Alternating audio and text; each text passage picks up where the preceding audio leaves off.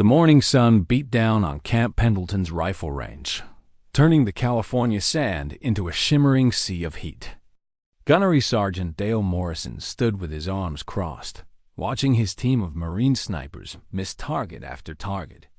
It was the third day of their annual qualification, and something was off. These were supposed to be the best of the best, yet their scores were dropping with each passing hour. "Check your weapons again," Morrison barked, frustration creeping into his voice. "Wind's not that strong today." The 5 Marines on the line exchanged worried glances. Corporal Ryan Mitchell, normally their top shooter, had just missed a stationary target at 600 yards. Something none of them could explain was happening to their accuracy. That's when the Jeep pulled up, dust trailing behind it like a wedding veil. Colonel Patricia Hayes stepped out, and beside her emerged a woman who looked nothing like what Morrison expected. Helen Carter was 52 years old, with silver-streaked hair pulled back in a simple ponytail. She wore civilian clothes, jeans, and a plain, button-down shirt, and carried herself with the quiet confidence of someone who had nothing to prove. "Gunny Morrison," Colonel Hayes called out. "This is Helen Carter. She's here to observe your training." Morrison's jaw tightened. "Colonel, with all due respect, we're in the middle of qualifications. We don't have time for observers right now." "She's not just observing," Hayes replied, her tone leaving no room for argument. "Mrs. Carter is a civilian marksmanship consultant. She's helped train law enforcement across 3 states. A few of the Marines on the line snickered. Mitchell leaned over to whisper something to his buddy, Sergeant Kevin Torres, and they both grinned. Helen heard the laughter. She'd heard it before, many times over the years. She simply nodded politely and stood off to the side, her hands clasped in front of her. Morrison turned back to his team. "All right, let's run it again. Mitchell, you're up." The corporal settled into position, his rifle steady against his shoulder. He controlled his breathing just like he'd been taught, finger resting gently on the trigger. The target stood 800 yards downrange. He squeezed. Miss. The round kicked up dirt 2 feet to the right. "What in the ... Mitchell muttered, checking his scope again. Helen watched quietly from her position near the colonel. Her eyes weren't on Mitchell's form or his rifle. She was looking at something else entirely, the heat waves rising from the sand. The way the Marines had positioned themselves. The angle of the sun reflecting off their scopes. "Let me try," Torres said, stepping up confidently. He was known for his steady hand, had won competitions before joining the Marines. He aimed, adjusted for wind, and fired. Another miss. This one not even close. The frustration was palpable now. Morrison removed his cap and ran a hand through his graying hair. "I don't understand. You boys have been shooting since you could walk. Maybe they need a woman's touch," one of the younger Marines joked from the back. More laughter rippled through the group. Helen remained silent, but Colonel Hayes had heard enough. "Mrs. Carter, would you mind taking a look?" Morrison's face reddened. "Colonel, I don't think that wasn't a request, Gunny." Helen stepped forward slowly, her warm boots crunching on the sandy ground. She approached the firing line, and the Marines parted reluctantly, some rolling their eyes, others crossing their arms in defensive postures. "Ma'am." "No offense," Mitchell said, not bothering to hide his condescension. "But we've been trained by the best instructors in the course. We know what we're doing." "I'm sure you do," Helen replied softly. Her voice was gentle, almost grandmother-like, which only seemed to make the situation more insulting to the young Marines. She knelt down near the firing position, running her fingers through the sand. Then she stood and walked about 15 feet to the left, examining the ground there too. The Marines watched with barely concealed amusement.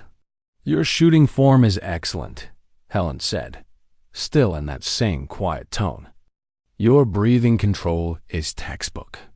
Your equipment is perfectly maintained. Then what's the problem?"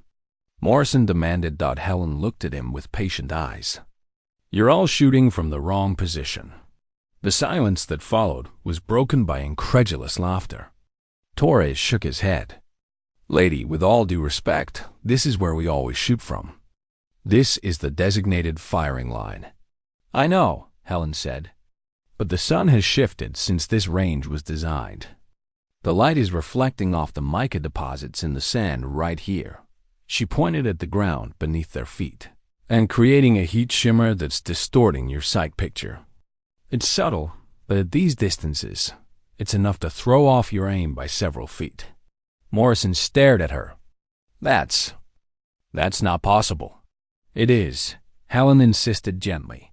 Move your line 15 feet left, where the sand composition is different. You'll see the difference immediately. The gunny sergeant looked like he'd been asked to believe in magic. Mitchell laughed outright. This is ridiculous. Colonel, we're wasting time here. But Colonel Hayes had worked with Helen before. Do it, Gunny. Humor me. Morrison's orders came through gritted teeth. You heard the Colonel. Move the line. The Marines grumbled as they shifted their positions, making a show of their annoyance. Mitchell set up again, this time 15 feet to the left of where he'd been shooting. He didn't bother to hide his smirk as he settled in. This is stupid, he muttered, just loud enough for Helen to hear. She said nothing. Just. Mitchell aimed at the same 800-yard target, expecting the same result. He fired. The target pinged with a solid hit dead center. The sound of Mitchell's successful shot echoed across the range, followed by a stunned silence that felt heavier than the California heat. The young corporal stared through his scope, then pulled back to check his weapon, as if the rifle itself might explain what had just happened. Well, I'll be damned, Morrison whispered, stepping forward to look through the spotting scope. Dead center. Torres quickly set up in the new position, eager to prove it was just coincidence. He fired at a target 900 yards out. Another perfect hit. Then another Marine tried, and another. Every single shot found its mark with the precision they'd been trained to deliver. The laughter had died completely now, replaced by confused glances and uncomfortable shifting of feet. Helen stood quietly to the side, watching without any trace of smugness or satisfaction. She simply nodded slightly, as if confirming something she'd already known. How did you ... Morrison began, then stopped, unsure how to even phrase the question. 30 years, Helen said simply. I've been shooting for 30 years. You learn to read the land, not just the target. Colonel Hayes stepped forward. Mrs. Carter was a competitive shooter before most of you were born. She's also a geologist. She understands terrain in ways most people don't. Mitchell lowered his rifle, his cocky expression replaced by something resembling shame. I'm sorry, ma'am. We shouldn't have laughed. Helen offered him a small smile. You didn't know. That's all right. But Morrison wasn't quite ready to let go of his pride. It's a good catch, Mrs. Carter, but that's just one issue. We've been having problems all week on different ranges, different conditions. I know, Helen said. Colonel Hayes showed me your scores from the past month. May I spend the day observing? I won't interfere with your training. The gunny sergeant looked to his colonel, who nodded firmly. Whatever Mrs. Carter needs, Gunny. We need our snipers ready for deployment in 3 weeks. As the day wore on, Helen moved quietly around the range, watching everything with those patient, observant eyes. She noticed how Sergeant Torres consistently pulled his shots left in the afternoon, not from poor technique, but because an old shoulder injury was affecting him when he got tired. She saw how the newest member of the team, Private Danny Webb, was overthinking every shot, his anxiety tightening his muscles at exactly the wrong moment. By evening, she'd identified problems that had been plaguing the unit for weeks. Some were technical, others were physical, and a few were purely psychological. She explained each one in her gentle way, never making anyone feel stupid, always offering solutions rather than criticism. Morrison found himself watching her work with growing respect. This quiet woman who'd arrived to laughter and dismissal was systematically solving problems that had frustrated him for weeks. "Where did you learn all this?" he asked during a break, genuine curiosity replacing his earlier skepticism. Helen gazed out across the range, her eyes distant. "My husband was a Marine sniper. Vietnam. He came home different than when he left, as many did. Shooting became his therapy, and I learned alongside him. After he passed 10 years ago, I kept at it. It's how I stay close to his memory." The gunny sergeant felt something twist in his chest. "I'm sorry for your loss, ma'am." "I'm sorry for your loss, ma'am." "Thank you." He would have liked your team. They're good men. Just needed fresh eyes on old problems. That evening, as the Marines packed up their gear, Mitchell approached Helen hesitantly. "Mrs. Carter, I wanted to apologize again. What I said earlier, the way we acted, it was disrespectful." Helen placed a hand on his arm. "You know what I've learned in 30 years of shooting, son? The best shooters aren't the ones who never miss. They're the ones who can admit when something isn't working and stay humble enough to learn. You did that today." The young corporal nodded, his throat tight with emotion he didn't quite understand. But as Helen drove away from Camp Pendleton that evening, she had no idea that everything was about to change. Her phone rang just as she pulled onto the highway. It was Colonel Hayes. "Helen, I need to ask you something, and I need you to think carefully before you answer." "Of course, Patricia." "What is it?" "We have a situation. The hostage crisis at the embassy in Morocco. Our team is compromised. 2 of our snipers were injured in the initial attack. We need someone with exceptional skills and the ability to read impossible situations." Helen's hands tightened on the steering wheel. "Patricia, I'm not military. I'm a civilian consultant." "I know, but you're also the best natural shooter I've ever seen, and you have an ability to see things others miss. We can have you on a plane in 3 hours. This is strictly voluntary, and it's dangerous. But Helen... we need you." The highway stretched out before her, and Helen thought of her husband, of all those years on the range, of the quiet life she'd built.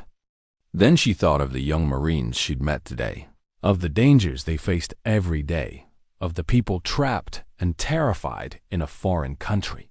What exactly would you need me to do? 18 hours later, Helen found herself in a tactical operations center in Morocco, surrounded by maps, satellite feeds, and grim-faced military personnel. The situation was worse than Colonel Hayes had described. 12 American civilians were trapped in the embassy's 3rd floor, held by a group of militants who'd already executed 2 hostages to demonstrate their seriousness.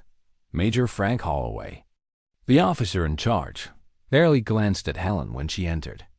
"Colonel Hayes, with all respect, this is a combat situation. We can't have civilians in the operations center." "Mrs. Carter is here as a specialist consultant," Hayes replied firmly. "She's been briefed and cleared."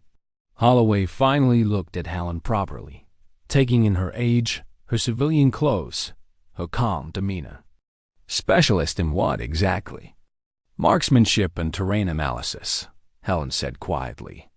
"I understand you have 2 shooters out of commission and a difficult tactical situation." "What we have," Holloway said, his tone sharp with stress, "is a nightmare. The hostages are being held in a room with reinforced walls, limited sight lines. Our remaining snipers can't get a clear angle on the militants without risking civilian casualties. And we have a deadline 6 hours before they start executing 1 hostage every hour." Helen moved to the table where satellite imagery was spread out. She studied the embassy building, the surrounding structures, the angles and distances. Her finger traced possible lines of sight, calculating elevations and obstacles. "The militants are smart," Holloway continued. They've positioned themselves so our standard overwatch positions are useless. We'd need someone to make an impossible shot from here. Helen interrupted softly, pointing to a building 7 blocks away. This rooftop? 1,500 yards, but there's a clear sight line through the window to the back corner of the hostage room. The major leaned over to look. That's over 3/4 of a mile. Through a window. With hostages in the room. That's not a possible shot. It's difficult, Helen agreed. But possible. One of the remaining Marine snipers, Staff Sergeant Linda Price, spoke up.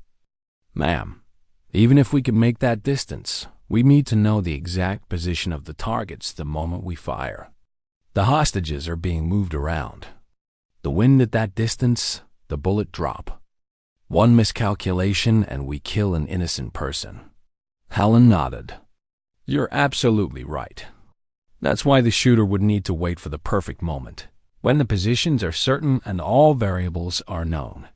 Holloway rubbed his face tiredly. We don't have time for perfect moments. We have 5.5 hours. Then we use that time to prepare, Helen said. She turned to Colonel Hayes. I'll need to see that rooftop, take readings, understand the wind patterns and elevation factors. And I'll need your trust. The major's eyes widened. Wait, you're not suggesting you'd take the shot? I'm the best option you have right now.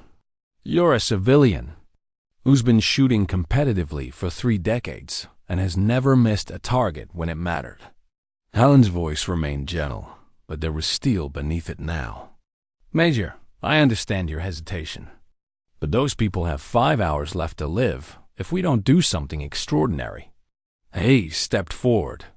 Major Holloway, I've seen Helen shoot. She's not military, but she's the real deal. If she says she can make this shot, I believe her. The silence in the room was thick with tension and difficult decisions. Finally, Holloway nodded. Get her to the rooftop. But Staff Sergeant Price goes with her. This is still a military operation. 2 hours later, Helen lay prone on the rooftop, her borrowed rifle steady against her shoulder. Price was beside her with the spotting scope, feeding her information about wind speed, humidity, and temperature changes. The distance was daunting 1,540 yards, to be exact. The shot would need to thread through a window, opening barely 3 feet wide, and find a target, whose exact position was still unknown. Inside the embassy. Undercover intelligence officers had managed to hide tiny cameras that fed live footage to Helen's tablet. She could see the 12 hostages huddled against one wall. Could see the 3 militants pacing with automatic weapons. Could see the desperation in the civilians' eyes. Winds picking up, Price reported. Gusting east at 7 miles per hour, but it's not consistent. Helen made minor adjustments to her scope. She'd taken dozens of practice calculations. Accounted for the temperature differential between the cool rooftop and the hot street below. Factored in the slight curve the bullet would take over such a distance. But more than the mathematics, she was reading the situation like she'd read that rifle range back at Pendleton. She watched how the militants moved, noticed their patterns. Saw how one of them, the leader, always positioned himself in the same spot when he made his radio calls. Command. This is Overwatch, Price spoke into her radio. We have a possible solution, but timing is critical. Copy, Overwatch. We're listening. Helen spoke calmly as she watched the screens. The leader makes radio contact every 30 minutes. When he does, he stands in the northeast corner, away from the hostages. He's consistent same spot every time, presumably for better reception. The window gives us a narrow angle, but for approximately 8 seconds during each call, we have a clear shot. 8 seconds, Holloway's voice came through, tense. Can you guarantee target identification and a clean hit in 8 seconds? No one can guarantee anything in combat, Major, but I can tell you this, I'm as sure as it's possible to be. There was a long pause. Then, you're authorized to take the shot when the opportunity presents. God be with you." Helen steadied her breathing. Beside her, Price was silent, professional, but Helen could feel the younger woman's anxiety. 1,500 yards. Through a window. With lives hanging in the balance. "Next radio call is in 4 minutes, Price whispered. Helen nodded. Her heart was calm, her hand steady. She thought of her husband, of all those mornings on the range when he'd taught her that shooting wasn't just about the rifle or the target. It was about understanding the moment, reading the invisible forces at play, and trusting your preparation. The minutes ticked by. Helen watched the screen, saw the militant leader check his watch, reach for his radio. "He's moving to position," Price breathed. The man stepped into the corner, exactly where Helen had predicted. He raised the radio to his mouth. Through her scope, across nearly a mile of distance, Helen could see him clearly in that narrow window frame. She took a breath. Let half of it out. The world narrowed to a single point of focus and squeezed the trigger. The shot felt like it took forever to reach its target, though in reality it was just over 2 seconds. 2 seconds of held breath, of the world suspended between possibility and consequence. Through her scope, Helen watched the window, her heart steady despite the enormity of what she'd just done. Then, through the camera feed on her tablet, she saw the militant leader drop, clean, instant. The hostages screamed and scattered, but they were alive, and in the confusion, the embassy's security team breached the room from 2 entry points. The remaining militants were subdued within 40 seconds. "Target down," Price reported into her radio, her voice shaking slightly. "Hostages are secure." "Repeat, hostages are secure." The radio erupted with controlled chaos orders being given. Teams moving. Medical personnel rushing in. But Helen simply lay there for a moment, her forehead pressed against the rifle stock, processing what had just happened. She'd taken a life today. It was necessary, justified, and would save innocent people. But it still meant something. It still mattered. "Mrs. Carter," Price said softly. "That was... I've never seen anything like that." Helen sat up slowly, her joints protesting after hours of lying still. "Let's get back to command." The operations center was subdued when they arrived. The rescued hostages were being treated for shock and minor injuries. The 2 remaining militants were in custody, and Holloway stood at the center of it all, coordinating the aftermath with quiet efficiency. When he saw Helen enter, he excused himself and walked over. His face was hard to read, exhausted, relieved, but something else, 2 double quotes, "Mrs. Carter, that shot ... He paused, searching for words. "That was extraordinary. You saved 12 lives today." "We saved 12 lives," Helen corrected gently. "This was a team effort, Major." He nodded, but they both knew the truth. Without that impossible shot, without Helen's unique ability to read the situation and trust her skills, those hostages would likely be dead. What happened next, however, caught Helen completely off guard. Holloway cleared his throat. "There's going to be an after-action report. This operation will be analyzed, debriefed, and documented." "But there's a problem, sir?" Price asked. "The shot Mrs. Carter made, the distance, the conditions, the outcome, it's going to draw attention. The kind of attention that asks questions about why a civilian was in a combat zone, making decisions that are supposed to be military only." Helen felt her stomach tighten. "I see. There are people in the Pentagon who won't like how this operation was conducted, who'll want to make an example of the irregularities." Holloway's jaw was tight. "I'm trying to protect you from that scrutiny, Mrs. Carter. The official report will credit Staff Sergeant Price with the shot." The room went very quiet. Price's eyes widened. "Sir, I can't take credit for what Mrs. Carter did." "That's not right." "It's practical," Holloway said. "Price is military. She was there. She was qualified. The paperwork will be cleaner, and Mrs. Carter can go home without congressional hearings and media attention. Helen looked at the major, understanding exactly what he was trying to do. He was protecting her, yes, but he was also protecting himself and his career from the questions about why he'd authorized a civilian for a combat mission. Colonel Hayes stepped forward, her face flushed with anger. "Major, this is wrong. Helen deserves recognition for what she did today." "What she deserves," Holloway said firmly, "is to not spend the next year being torn apart by politicians and second-guessed by people who weren't here. Trust me, Colonel, I'm doing her a favor." Helen placed a gentle hand on Hayes' arm. "Patricia, it's all right." "No, it's not. You made an impossible shot. You saved those people. And now they want to erase you from the record? They want to protect me from complications I don't need in my life," Helen said quietly. She turned to Holloway. "Major, I appreciate what you're trying to do, but I need to ask you one thing. Ma'am, will this in any way harm Staff Sergeant Price's career? Will she face questions she can't properly answer? Price was there. She witnessed the shot. She provided spotting assistance. She can truthfully say she was part of the operation. And honestly, this will probably help her career." Price looked stricken. "Mrs. Carter, I don't feel right about this."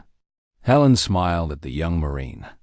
"Honey, you were there with me, keeping me calm, feeding me information, trusting me to do something most people would say was crazy.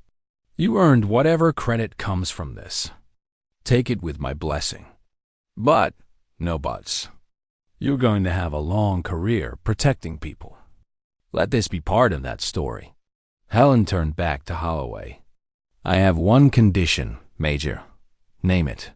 Those Marines I worked with at Camp Pendleton, they were having problems that were affecting their readiness.